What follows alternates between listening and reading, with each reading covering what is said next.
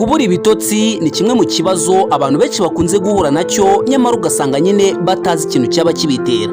Ese wari uzi neza yuko indwara yo kubura ibitotsi ari ikimenyetso kikwereka yuko ushobora kuba ufite ikibazo cyo mu mutwe? Ndabizi neza ushobora kuba uyise ubyumva nabi. Kuba ufite ikibazo cyo mu mutwe no kuba ufite uburwayi bwo mu mutwe ni ibintu bibiri bitandukanye.